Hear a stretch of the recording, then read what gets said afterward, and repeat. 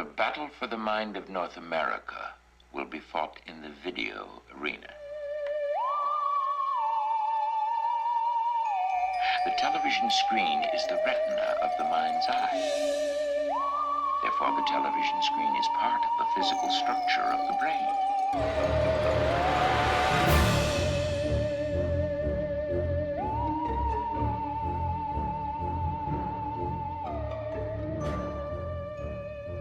All right, hello, and welcome to the second episode of The Outer Reels. I'm Jason. With me, as always, is Sam.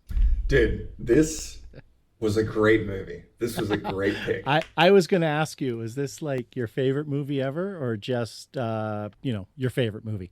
I mean, It's like I don't know where to start. I don't know what I was expecting. I don't know, because you told me about this movie quite a long time ago. years ago, yeah. Being a Canadian production again, which is, how do we define a Canadian production at this point? Because from what I could tell, it was underwritten by a Canadian film, like the Film Development Corps. Are they still around? Is that even a thing? It might be replaced by like something like Telefilm now, but could be the same thing or precursor to that. Right. Okay. Yeah, because there was a bunch of stuff shot in like Arizona and stuff like that, of course, at the end, which we'll get into. But I assume all the city stuff and anything that looked like it was in a studio was probably all shot out of Toronto or something. when did Toronto stop being Toronto and Vancouver take over? At what period was that? Because it feels like everything used to be shot in Toronto. Yeah, well, Toronto had the only film industry, and then I think it was Stephen J. Cannell stuff that really made Vancouver scene what it is.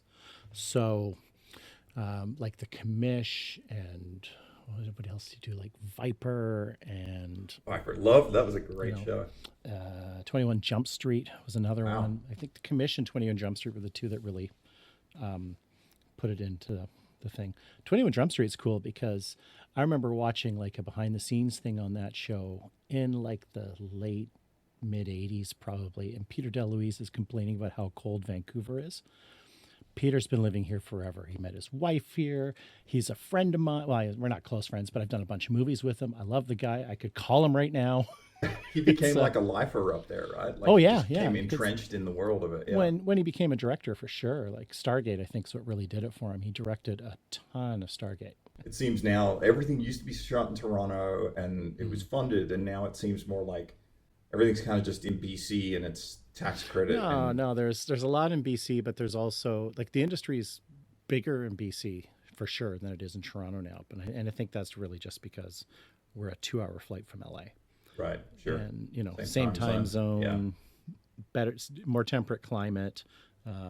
It's great here because we have so many different sort of biomes around here, I guess if you want to call it. Right. You drive 3 hours, you got desert, you've got the ocean, you got the forest, you've got it's just everything's here. I was going to say, speaking of driving all over, this movie.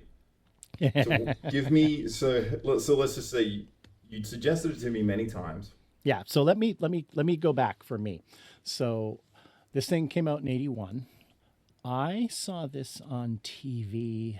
Okay, it was probably a few years old at that point, so it might have been like 84, 85. And I can tell you the bar orgy scene was not there, but which kind of took me as a shock. I definitely did not see that on TV. But it was it was like that.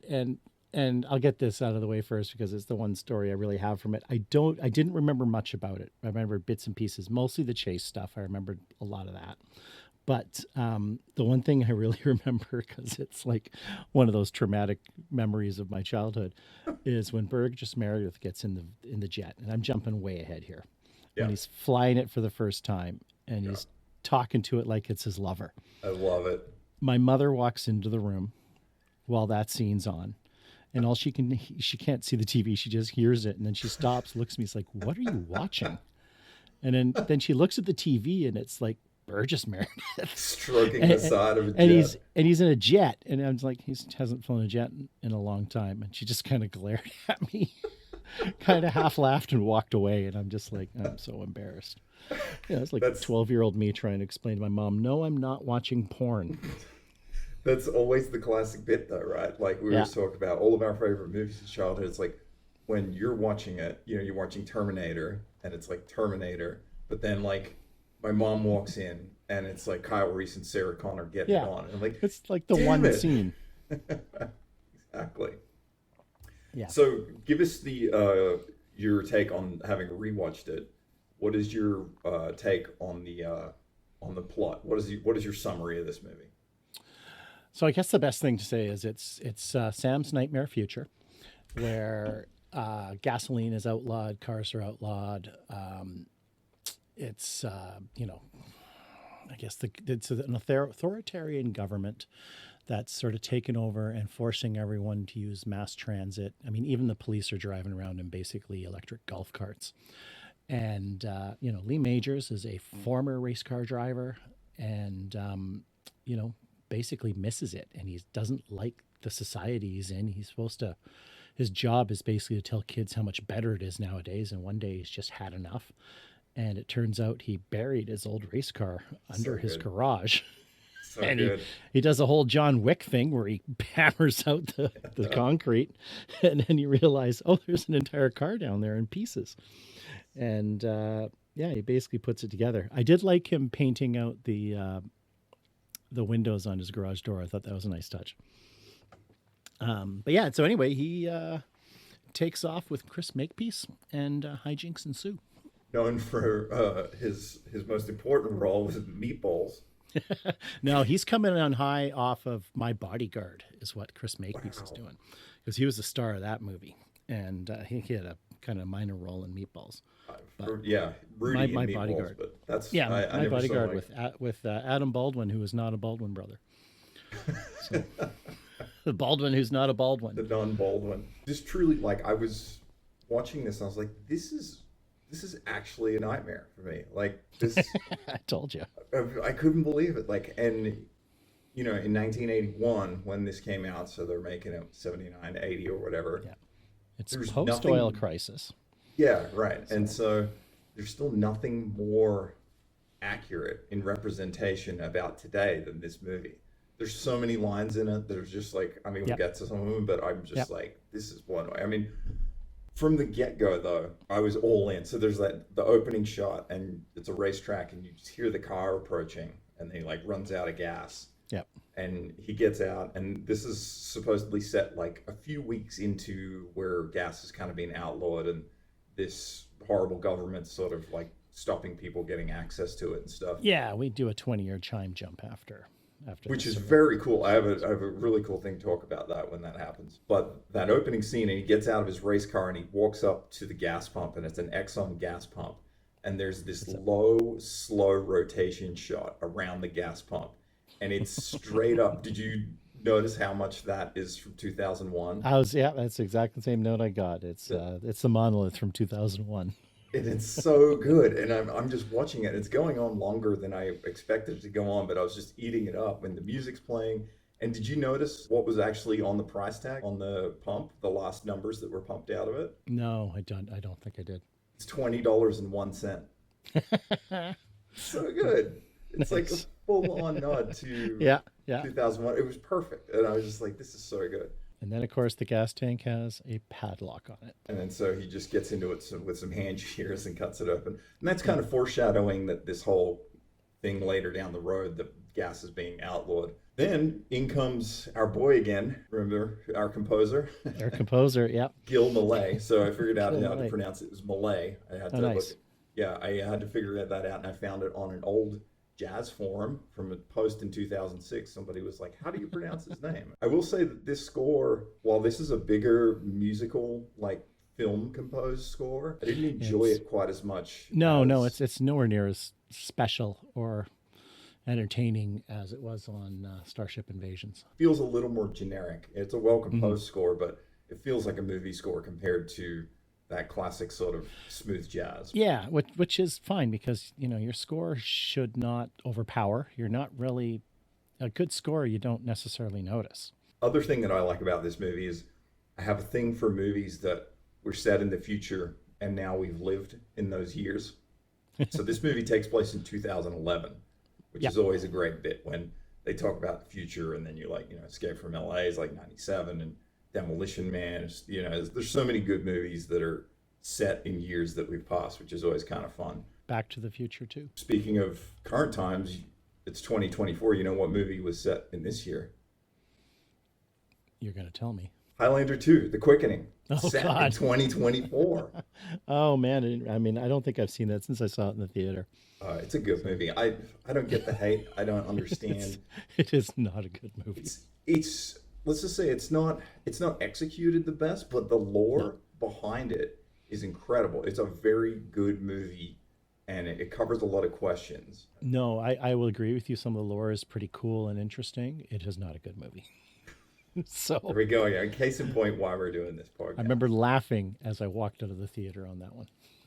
At least I didn't walk out angry like I did with Batman and Robin. So Also a good movie. God, no, It's really not that. I mean, we It's- could go. terrible.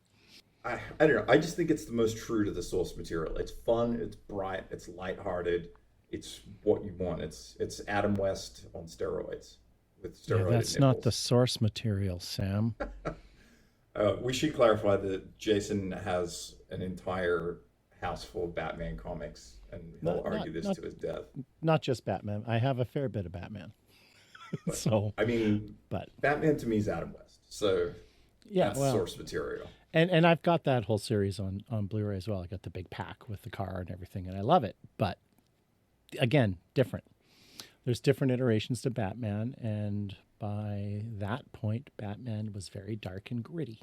I guess continuing along. So the next thing that happens, another component that makes this movie my worst nightmare, is when the Army Ranger gets a hold of Lee Majors or Frank, and he says, "Hey, this car should have been turned in by now." What? Like it's just this slow because it's set only a few weeks after, so the law's not completely enforced. They're sort of going around tracking the enforcement, and it sets up a bit of a dystopian sort of vibe to it. But Yeah, well, even his buddy said he should have turned his car in by now.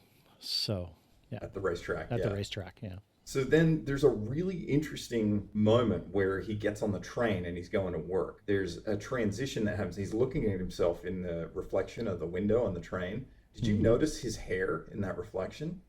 No. He looks like the Bigfoot from the $6 Million Man. I'm serious. It's just got this fuzziness to it for some reason, and it looks extra like the Bigfoot. I was just cracking up, which is also strange. I mean, I have a lot to say about that Bigfoot thing because it's like it was called The Return of Bigfoot Part 1, but you never got Bigfoot previously in $6 Million Man. And then it got a sequel, but it wasn't like 2 years later in like 76, and they called it The Return of Bigfoot Part 2, but it was in Bionic Woman. I don't know, that's a weird lineage, I think.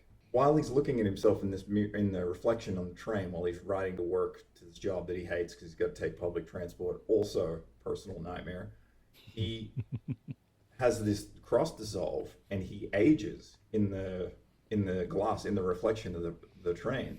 And then he gets off the train and it's 20 years later and it's And he this puts thing, glasses on, and that's how you know he's older. the easy one. Yeah, it's like Lee Majors did not look any older to me Not at all, not one second. at all. But he wears glasses now, briefly. Just enough to sell that it's 20 years on. I think that's a really good move though, like filmmaking wise. I thought that's a really nice way to transition because he's doing his same day job and you see him go to work once and you feel like it's been 20 years. He gets on the train, he ages, and he gets off. Even though it's just putting glasses on, but really nice.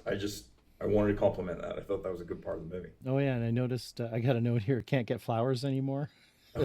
His buddy at the racetrack mentioned that. It's just That's seems like a weird thing to not be able to get. I love all these movies that sort of talk about things you can't do in the future. Like in Demolition Man, he's like, give me a cigarette. And she's like, oh, they're illegal. And she's like, red meat, contact sports, all this, and lists all this sort of stuff that you can't do. The opening shot where he's walking to work as a city skyline, there's actually a nice little matte painting there too, I thought. Yeah. I like that because it was funny because I was looking at the poster before I watched it, which I never really saw as a kid, and I just thought the city doesn't look like that in that movie. And sure enough, in the one wide shot or the one shot showing the city, it does. If this movie had one of those, a comparison meter of what the poster is to what the final product looks like, it's quite dynamic. The poster looks like some Sid Mead sort of Hmm. futuristic thing, and yeah, really, it's just Lee Majors in a fiberglass kit car ripping across the Sonoran Desert. Yeah. No, I mean, it's funny because it's like this weird sci-fi city, and then it looks like Battlestar Galactica Viper is coming down on the car, Right. and the car, yeah, you're right, looks very Sid Mead, Yeah, and yeah, it's and like there was nothing like no that. there's no sense of a futuristic plane or anything like that in it. It Nope. almost seems like one of those things where this was concept art, or maybe this was how it was pitched and how it was sold, and then the execution of it is limited only by the budget and everything else. Hmm. There's another great line in there. Lee Majors is talking at school. So his job is he basically works for Caltrans, and he goes around to schools and stuff and promotes why having hot rods is a horrible thing, and they live in a much better place now. And Hmm. he says to the kids, he says, things you pretend you've gotten used to: no cars, going to work at a job you don't like, and living by the rules. I was like, damn, that's a good line. And he delivers it really well. His acting's great in this, I think. Yeah. Yeah, no, he's good, and we should point out this is post Bionic Man, pre Fall Guy Lee Majors. Yeah, so I mean, you would probably have to say, because this was going to be his like theatrical breakout, this big movie, right? And after this movie, he didn't really do any features, and he doubled down on TV, and that's really why Fall Guy was big. This also, he had a horrible experience during this film because this was when he was married to Farrah Fawcett, and Right. he was contractually required to be up in Toronto, and then she was having an affair, and it was all over the tabloids, and Oh, so I fuck. think that Yeah. messed up a lot of stuff for him. Yeah. That would do it. Yeah. The other, speaking of tragic stuff, there's another great line where they're talking about junkyards, or like when he used to race, he's like, yeah, I used to race cars back when they were legal, which is another great line. But they talk about junkyards, and he says, oh, you mean confiscation yards? He's like, in the No, old she days. calls it as confiscation yards, That's and he right. says they used to In call the them junkyards. That's right. He's like, in the old days, and he looks kind of just beat up about that. Like he's just sort of reminiscing. I don't know. It's a cool character. Yep. There's a Yep. lot going on there. Well, and I like the fact that the woman she's talking to, she has a bit of a bit of a subtle arc because she comes across as this, the tyrant at the start, and then you realize that, she's not. The real guy comes in and Yes. is, and even towards the end there, she's like, "Was this really necessary?" And he's Yeah, like, she "Yes, it is." really comes around. Oh man, what a villain, Oh, by the way, this guy. yeah. But Oh, totally.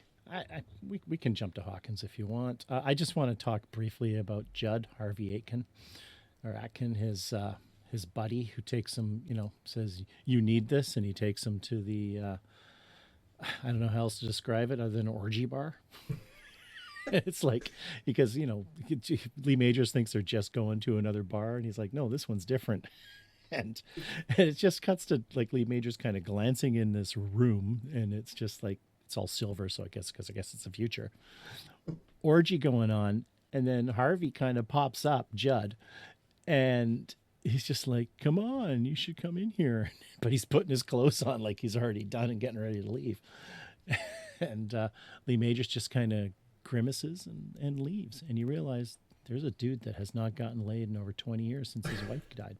it's actually a good plot device because it's Hmm. just he's like at his wits' end, like nothing is working for him. But all I could think of, I was like, maybe this is what was in the relaxation room at the bottom of the ocean in the pyramid for the League of Yeah. Races in Yep. Starship Invasion. I was like, I don't know, it was just uncanny that there was a similarity there. I had to laugh about it. Judd's well known. He's like, I just discovered he passed away in 2017. Harvey Aitken, I'm not sure how you say his last name. Toronto actor, Canadian character actor, pops up all over the freaking Also in place. Meatballs. Yep, exactly. I didn't know he was Canadian though. So I'm just looking at this. He was in 6 episodes of The Littlest Hobo. I mean, that says it all.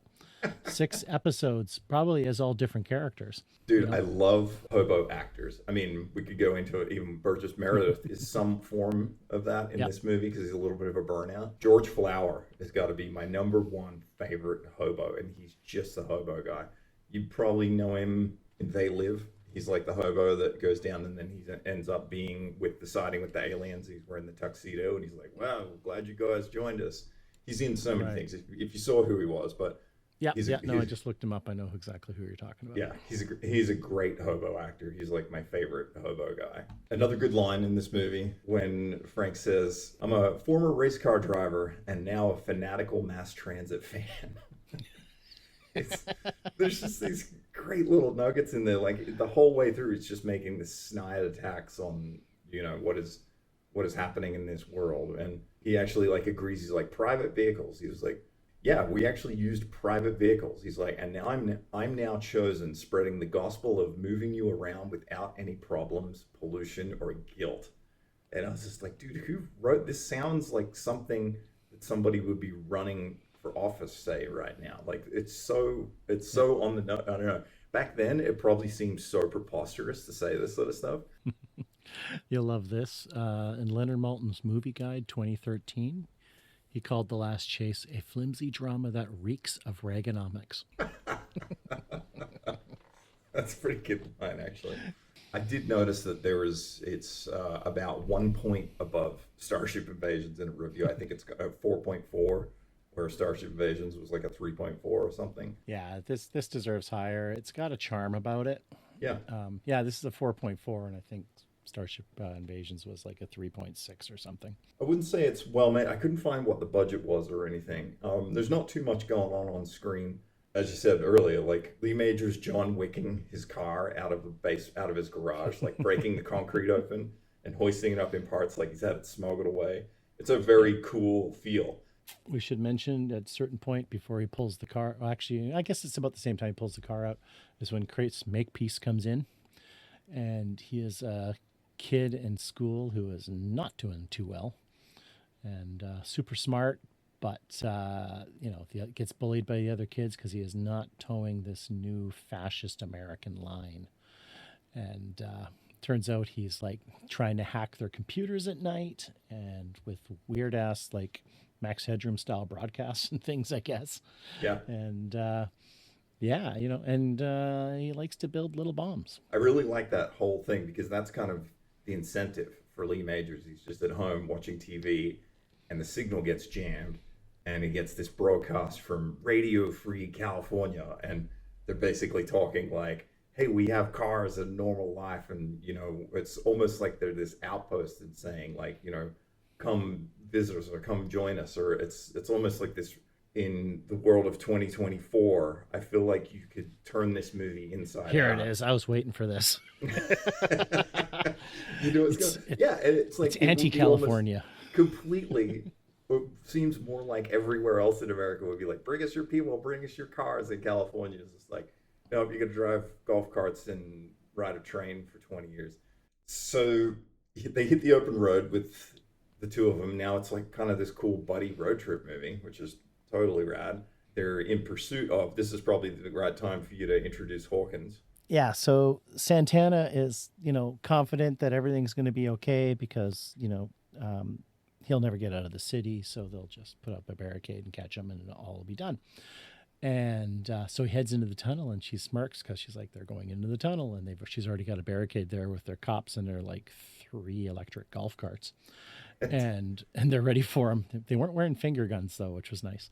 That's one thing I noticed. The army all look like they're still out of World War II. Yes. Anytime we see the army, they got the same guns, they got the same uniforms, and it's like only futuristic appliance they had was those stupid little electric golf carts. Everything else are like Korean War era. Yeah, so she's confident that they're going to, she'll be able to stop him in the tunnel, and then he turns in the tunnel. And he bursts out because he, as he pointed out, his buddy Smokey the Bear was going to help him out, and he smashes through a Smokey the Bear poster. Didn't even look like it was made of wood. It looked like it was made of paper. Yeah, smashes out of it, and he's free and clear. I laughed at that poster crash through as well. I was just like, this seems like comically thin. Like it wouldn't last one storm out there. It looked as strong as the poster that covered up the tunnel. Shawshank, exactly. That's great. So what's interesting is the guy who's pushing all this Hawkins character, George Touliatos. He is essentially relived in Demolition Man as Raymond Cocteau. He's the absolute exact same character, where he's just wants this peace, harmonious world, and he's overly censoring everybody and everything. Because, in Demolition Man, you can't swear, you can't do Yeah. anything. And I just saw the same sort of thing with this character the whole way along. He kind of almost looks at him, has similar glasses and stuff. It's a very, very similar character, but this actor is really cool that he was also the voice of the pilot in the B-17 sequence from Heavy Metal, Skip the pilot, which I thought was really cool. Heavy Metal is another Canadian film. Yeah, Yeah, it is. It totally is. It's like a couple of guys from SCTV were behind it. because I actually got to speak to a guy who was a background color artist, and his name's Rusty Gilligan. He still has a cartoon. He's in Pennsylvania. There's this cartoon about this cat. He's a really cool old dude. And I was asking him about the process for Heavy Metal because I used to always use it as a reference when we're working on stuff. And I'm just like, like everything's so overly complex. I sort of asked him, I was like, man, Heavy Metal is so good. And you guys were making this probably 79 again. And, how does a movie like that come together? And there's no emails, there's no databases, there's no texting, there's no phone calls, there's no video chat, there's nothing. And he said it was basically all made entirely remotely. And he said that, yeah, the head office was in Canada. And he would get a manila envelope once a week from a company called Tiger Air. And Tiger Air used to be this overnight airline that would do mail. And it would be this envelope, and he'd open it up, and it'd have a paragraph and the cell in it, and the paragraph would be the description of what he have to do. And there's people all around the world just getting these envelopes, doing this shading and stuff. And I'm just like, man, they could make a movie as good as Heavy Metal without all the crap we have today. I feel like we've truly gone backwards. Well, Heavy Metal probably took 3 years to make, though, too. So, yeah. So they've broken out. You've got Lee Majors and Chris Makepeace on the run. And I have a note here that just says Outbackers ? So they're driving along, and then there's like four guys who look like they're Civil War rejects wandering an empty road. And of course, Lee Majors is flying down in this Porsche race car, basically, at 100 plus miles an hour. And they just kind of see them, and it's like, oh my God, they kind of swerve around them. And I think Chris called them Outbackers, or Ring, whatever his name is. He calls them Outbackers, and I was just like, Outbackers? Yeah, and never anything like these guys ever seen, referenced, or heard from again. The one guy who's not even fazed by this car ripping by takes one shot at him, and that's it. You should be clear too that, as you said, like they really just look like some Smoky Mountain backwoods guys, and they've all got these over-under shotguns. It's just a very, it's like they've gone back in time almost. But what I did like that was a nice detail about that is when they're walking down the road's actually covered in leaves, as if traffic just doesn't come by there. And it was a small little sort of touch to it, but it made it feel like, oh, cars definitely haven't been down these roads before. Yeah, they thought that part through, which was good. So introducing, I guess at this point, back to Burgess Meredith, because this is really where he comes into play, or when he's called in, right? Yeah, I just have written down here, Hawkins monologue ! Oh, you're having traumatic flashbacks for me. Yeah. So this was a great part in the movie for me because, Hawkins is in the main war room. And also, did you notice that war room? It's just this big circular room with a bunch of old computers, and the guy Judd sitting in the pit. Yeah, looks very Doctor Strange. Yes, exactly. It's totally the same thing. So Hawkins decides that they need more help. That Frank in this race car is on the run, and they actually discuss like a bit of a plot device because they're like, well, he's just going to run out of gas, and then I think it's the woman. She says, Santana. I think she says, well, no, when we pumped all the gas out, there's still a small amount in the bottom. No, it was Hawkins that said all that. It was the woman who said that he'll just run out of gas and then we'll catch him. And he's like, no, they have. Yeah. So then that's when he goes into the spiel about how there's a few inches of gas at the bottom of every tank. And if you have the right kind of pump, you have an infinite supply of gasoline. And then it hard cuts to the car on the side of the road at a gas station, and like the gas pump is like knocked over, and he's got a little hand pump in there siphoning it out. It's great. Yeah. It solves all that problem of like, well, where's he getting the gas from or whatever. It's very simple. It's the one time we see him do it too. Yeah. because there is none. Like when he's out there at Sonora, there is nothing out there, and that car like that is probably going to be running 3 miles to the gallon or something. So you're not getting too far with it. That's the thing, though, is a car like that, if we really want to nitpick, a car like that would not be running off of regular gasoline, No, let alone gasoline that's been sitting at the bottom of a tank for 20 plus years. and it's almost It's not going to make that kind of distance as well. Like it's no, just exactly. they're not designed for any of that, you know. No, Um, no. And but that also said, it's not really one of those cars. It's like this weird because I think it's meant to be like a Can-Am racer, which is like a 917 Porsche, yeah, and it yeah, almost it looks a little dinky. Like it's a little yeah, square. It's a little weird. Like you can tell it's just this like handmade fiberglass thing for the yeah. movie because they've got to make sure because like in those cars, people sat right down in them in the real Can-Am cars. Well, and So there's no room for two people either. either right, So, yeah, but you wouldn't be able to see their faces or anything. So there's all this stuff yeah, that's sort of yeah, set. It's the classic movie tropes, but you know the yeah. point gets across. Hawkins then decides, okay, well now he's really on the run. He's out of our reach, so we got to pull in the big guns, which starts a very interesting scene because it introduces Burgess Meredith, who has fast become such an awesome character in this movie, known as Hmm. Captain J.G. Williams.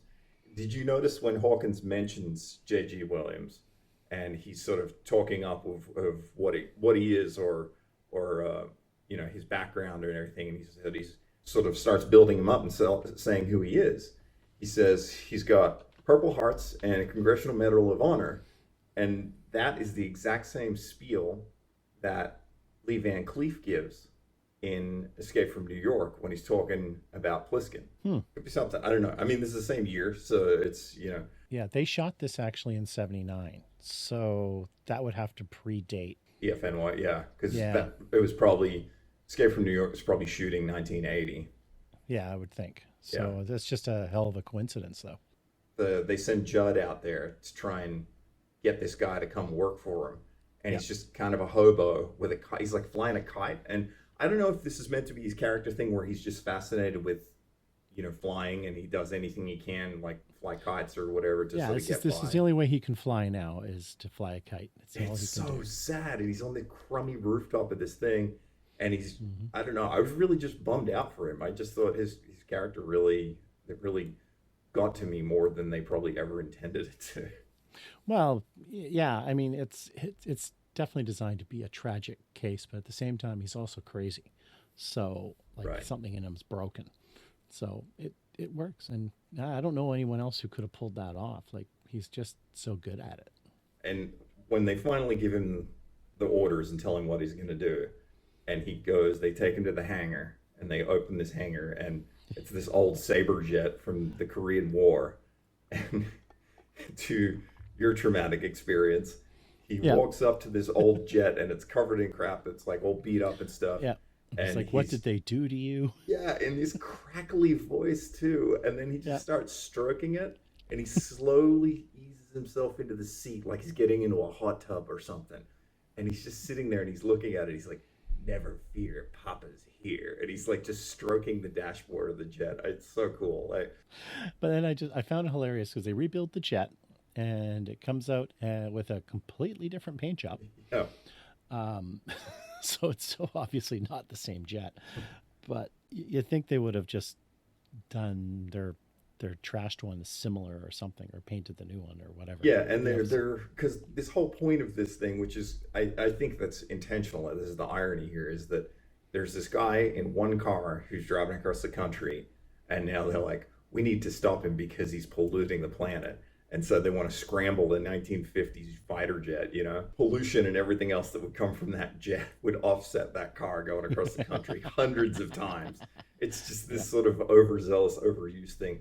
And I think the character Santana, she even mentions that, you know, she's like, you're hmm, sending a whole jet, just it's one car, you know, and yeah, it's yeah, it's cool. It just shows how maniacal the character Hawkins is. Like he's into this more than environmental stuff or anything. This is just a massive control thing to well, him. he's essentially a Nazi, right? And for him, the whole thing is the optics of it. That's all he cares about, Right. is how it looks. So he has to shut this down now, because word's getting out that this guy snuck out and he's, taking back his freedom, and everyone else is starting to think, oh, we want our freedom back too. And and he'll have a full-scale revolution on his hands if he lets this go. So he has to stomp it out.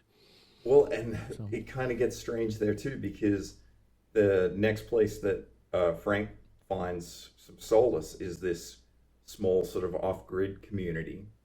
well, that's after he's shot. So Yeah, yeah, actually, yeah, yeah. you can go So back to that. yeah, so Burgess takes a strafing run on him, and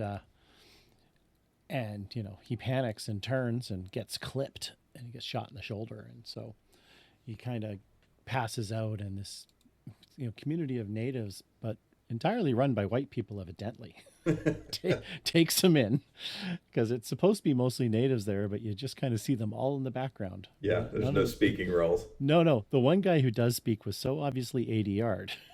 The It's guy with the just gun at the end. Yeah, the last guy he exactly. talks to. Yeah. And he says, stop or something is the only thing he says on screen. And then there's a whole lot of lines of dialogue after that. And it's like, oh, they replaced his voice.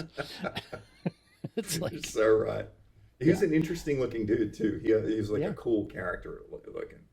That whole collective, that little off grid group of people, is kind of interesting when Hawkins is trying to find them, and you notice how, because it's this whole thing. There's this war room where he's trying to figure out what's happening, and then mhm, he just keeps seeing like footage from like the sides, which obviously would never happen. And then yeah, there's one shot of the one of the members of the army when they find out where Lee Majors is hiding with the car in this little community, and it cuts to one of the soldiers moving around with a camera, and then it cuts back to the war room and shows that footage on the wall just to try and give an idea. Oh, this is how they're seeing it. yeah, But the guy is holding like it's like a really old like 8 millimeter Eclair or like yes, a Yashica or something like this yeah. really old film camera. I'm like, how is this broadcasting anything? It's a You funny know, prop. they had news cameras back then. It's like that were all video. You think they would have used something like that, but Yeah, and maybe I guess they're trying to make it futuristic that it's compact or something. And it was certainly a weird choice. Um, it was very much a odd one. But so was having the horses pull the fully stocked Coca-Cola truck.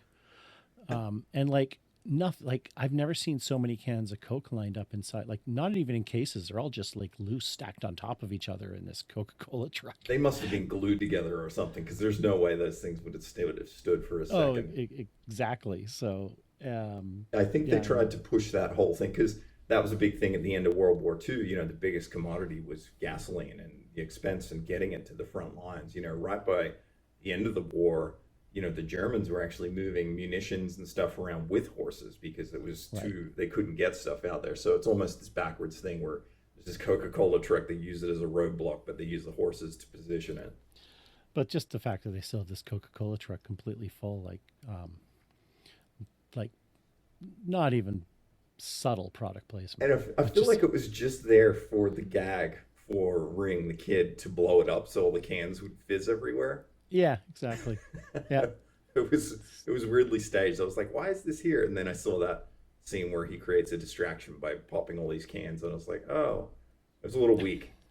and they just take the car right through, and and they're all hunkering down, and they drive away, and it's just And also, Majors gets in the car and pretends to be a soldier, and they're like, get that car out of here. And he gets in, he drives off, and then we cut to the next shot, and he's just back in his regular clothes. Like, there's just not 1 minute where he's like yeah, camouflaged in the army stuff. nope. And somehow, our kid gets back in the car too, Yeah, and just magically pops in there somehow after he's yep. left him for dead on the side of the road. That was a Mhm. really strange one. When the army finally locates where Lee Majors is with the car and they attack a group of people, when the army attacks the off-grid people, Yep. it's brutal. And they come in and they Oh yeah. start shooting. And I'm like, dude, this is Ruby Ridge, man. This is scary stuff. Like, these Yeah. people are there and now they're dying because they have a car with gasoline in it. And this is just, it really was, I wasn't expecting the movie to take a turn like that. It is dark.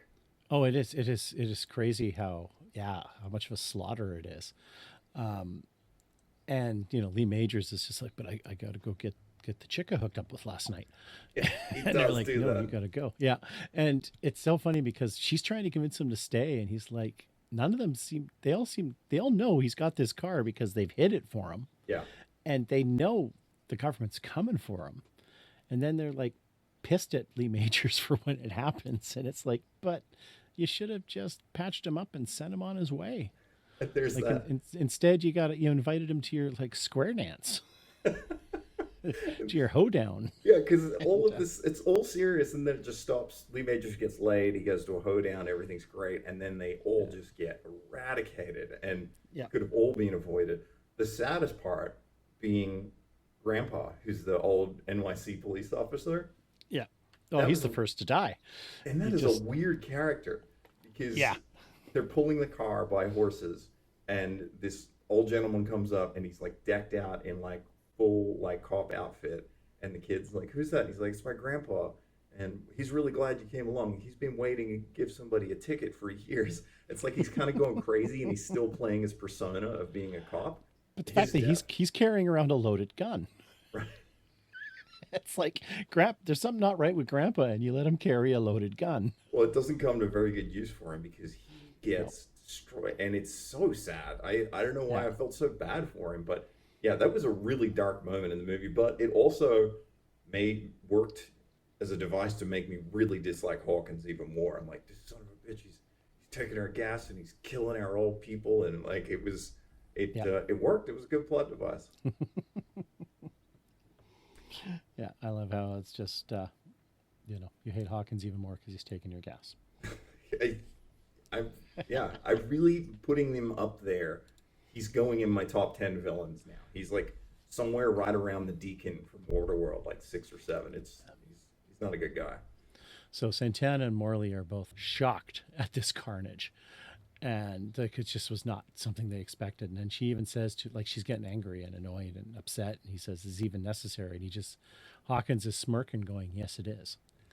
Because, at the same time, I think it's almost like a Stalinist kind of attitude now. And, the purges they did. And that's what you're looking at now.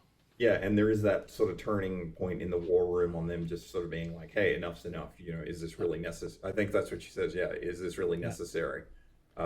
And so, yeah, it makes him more evil. But Well, suddenly they realize just how bad this government that they work for is. so we're into the third act then, really, because this is really the beginning of the third act. Is now they're on the road, and I think where does that take place? To me, that feels like it was taking place in like Wyoming or Colorado. Did they ever say? Or maybe Utah? Don't they mention Utah at one point? Yeah. I thought, because when Morley is talking to Hawkins about what they have where, and they mention some states, and I know they don't even want to deal with Utah, or was it Utah they didn't want to deal with, or something? That's right. They did say Yeah. something about. And then it was yeah. like, well, we have an outpost in whatever state that was, Colorado maybe. I don't remember. It was some Western states, but you get the impression that this, totalitarian government that they have out of Washington does not have full control of the entire country. I mean, obviously it doesn't have California, but it sounds like a lot of the Western states are not towing the line either. And maybe they've broken off as well. I don't know. Yeah, because he's kind of rattling off the names of the places, and they're sort of. I think Morley says, "No, we shut that one down," as if they've Yeah. been closing down these things as they've gained more control. But really, what it's done is receded and allowed more freedom on the western Yeah. side, which brings us to the incredible laser cannon that pops up. So Hawkins comes up with the next plan, and he turns over control to Morley of this laser cannon, which pops up out of a barracks in the middle of the Sonoran Desert. And he says, why do we have this? And he's like, well, we put it here, just in case of Russians. Yeah. It's like- like, maybe on the coastline, but like, come on, in the middle of southern Arizona, you just want to put this laser Not even cannon. Alaska. They're Yeah. going to put it like as, far inland as they think they need to. It seems like the worst place to spend money to defend yourself against Russians is the Sonoran Mind you, Desert. Let's never forget Red Dawn. Oh, great movie, dude. And they parachuted in the Midwest. But So, that's the idea, right? From the inside out. yeah, Great. exactly. So Possible. these guys had obviously, maybe the script for Red Dawn was going around by then. So I should talk, since this movie's so environmentally conscious and puts up a lot of questions about that stuff. I'm not really in that camp, but when they start testing out the laser and they're blowing up the saguaro cactuses, It's the same cactus over and over again. But it's still a Swaro. Yeah. That's they're protected now. You can't mess with those at all. And I don't know. I feel like I don't know. Every time I see a Swaro get blown up in a movie, I get a little sad because they're just so old and they're so cool looking. A similar emotion to when the old grandpa policeman got shot as when I saw the Swaro explode. I was Right. like, oh, this is unnecessary for this movie. Honestly, I think they just figured the average movie viewer is not going to know what a normal cactus looks like, so we gotta go with one of those. Yeah, it's the classic Wile E. Coyote. If nobody knows what a Swaro Exactly, is, exactly. it's the cactus that you want to see It's everywhere. got when the arms. Yeah. And it's like when you go to Arizona, it's the place, it's the cactus you want to see everywhere. And then you realize they're not everywhere and they're only in a small, southern area, few and far between. So if we continue along with the chase, right? Now Yep. they're just motoring on the road and it looks like they're down on the interstate on like I-10 or something. It's just this big flat stretch. And J.G. Williams is in hot pursuit. And I think there's a good little character moment where there's some pretty unreal things where the jet just lands in all sorts of places on the side of the road and they get out and hang out. But Well, we never see the jet refuel ever either, no, which I that's true. find hilarious. We see it land twice, but there's no real Yeah. sort of mention of what he's doing or why. Well, one time he lands at a military base, but again, there's nobody there. No. So where does refueling come from? Yeah, where are they getting it from? Yeah. Yeah, this And then I got a note at one point where it looks like he was flying all night too. So because it was like he's flying around and it's the end of the day and he's flying around and it's morning and I'm like, yeah, that's not happening. up the whole time?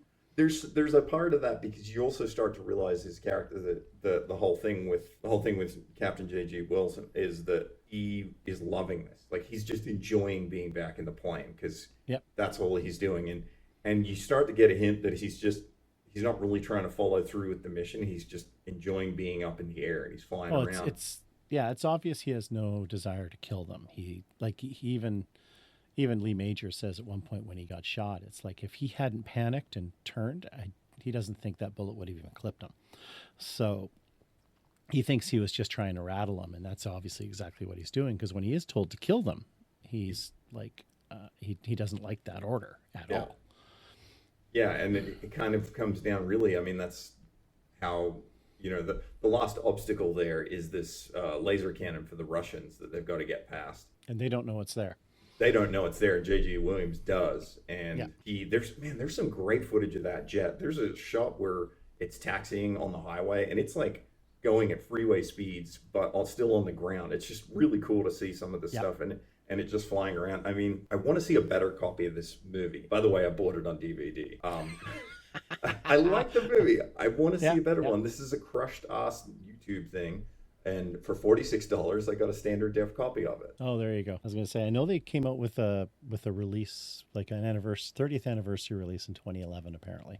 And it has a director's commentary, so I'm really interested to check that out. Which really, I mean, I checked out the director. He really didn't sort of do much either side of this as far as like big movies. He did a lot of TV and stuff, but I'm not sure if he was a Canadian guy or something as well. But it was kind of out of the blue for such a somewhat big movie for him to just grab and then disappear. Yeah, well, it just tells me that I have to come down to your place and we watch it with the commentary on because I need to see that. It'll be great, and it says widescreen on the DVD box. It doesn't say what aspect ratio, it's just widescreen. So yeah, who knows what I'm in for? They could be pan and scan for all I know.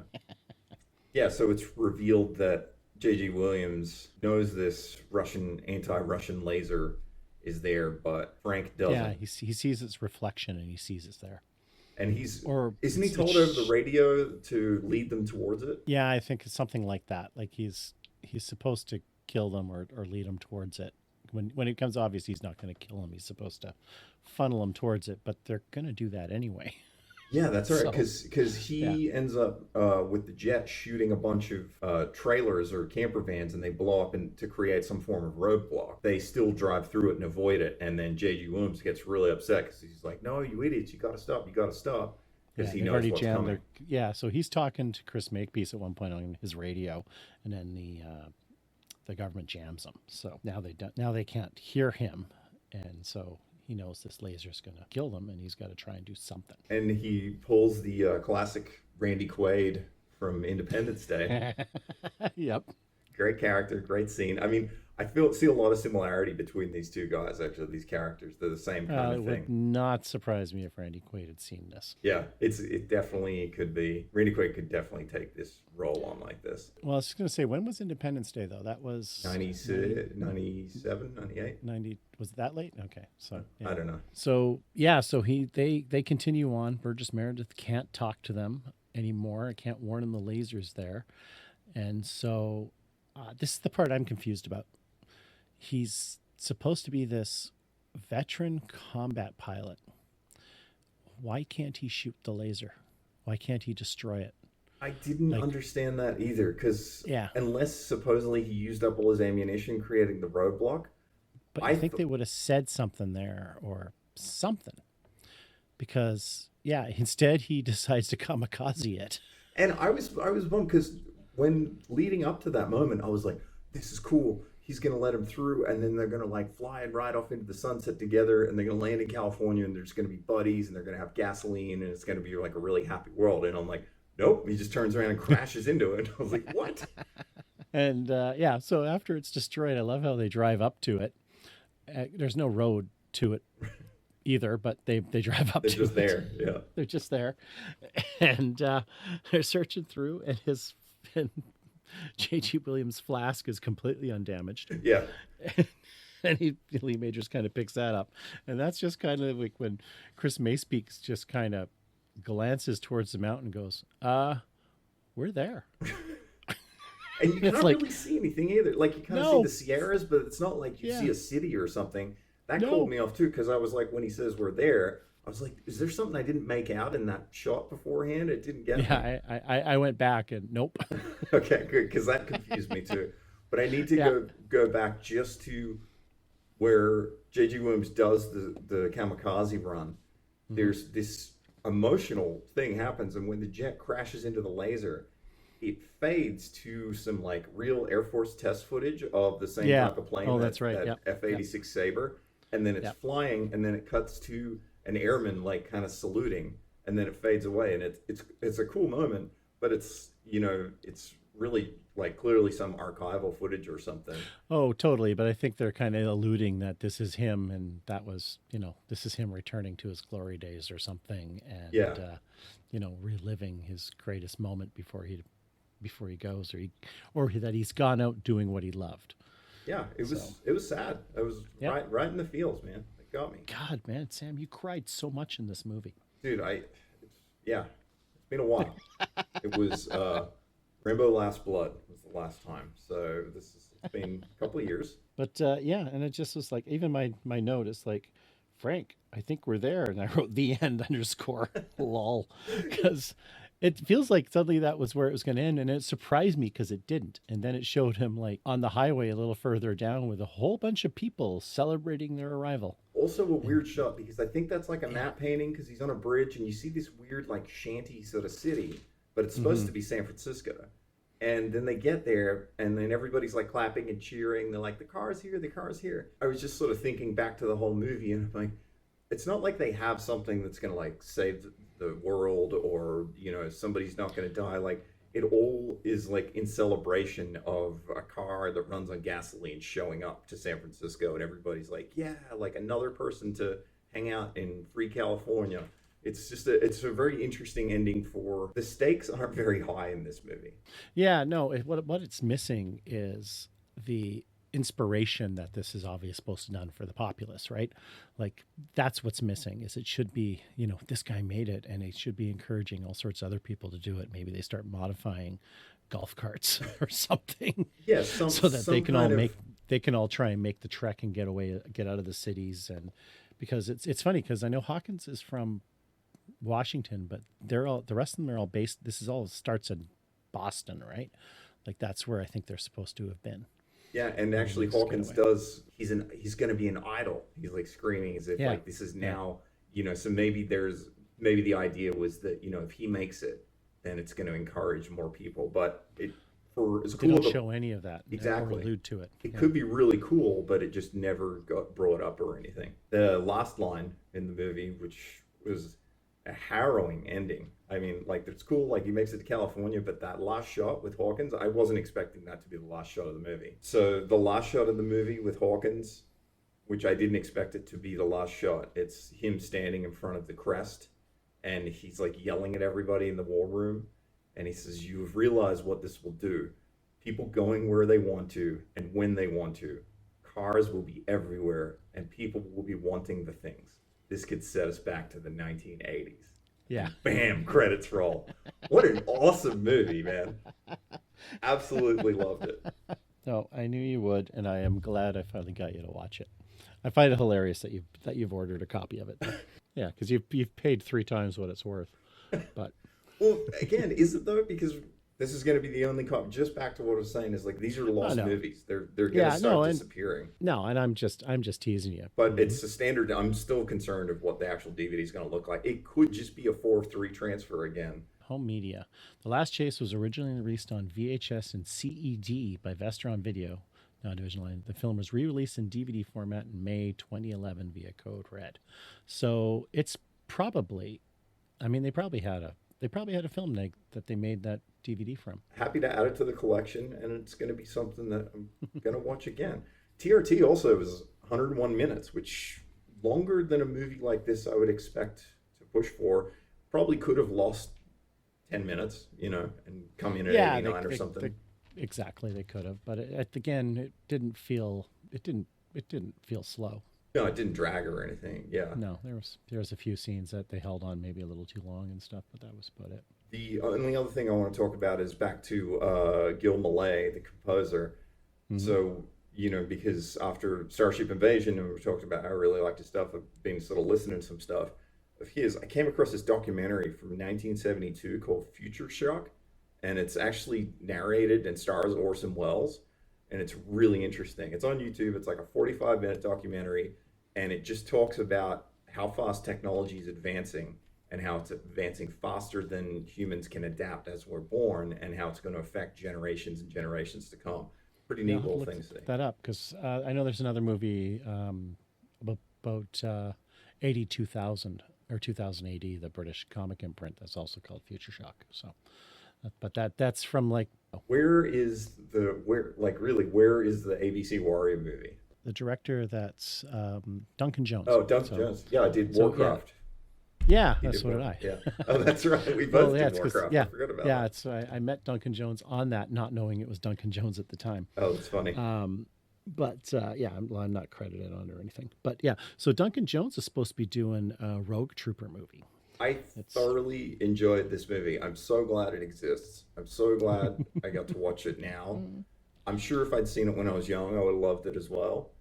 But it just hit a little extra harder in my adult life right now as the current state of things. So this is a special little movie, and I love Lee Majors. It's funny how timely it is. Yeah.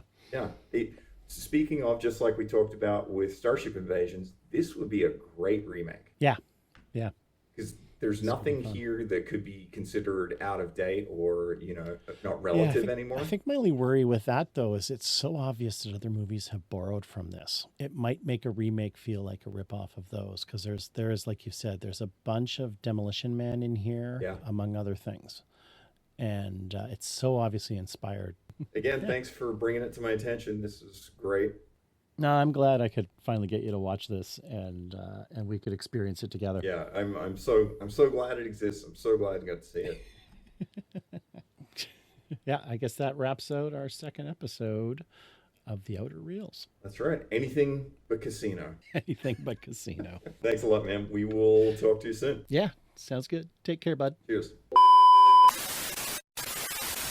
Therefore, whatever appears on the television screen emerges as raw experience for those who watch it. Therefore, television is reality, and reality is less than television.